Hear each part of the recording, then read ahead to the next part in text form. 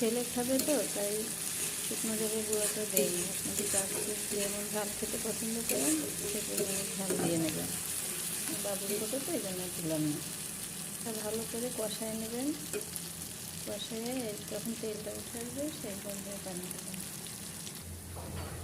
এখন একটু পানি দিয়ে এটা ভালো করে কষাবেন।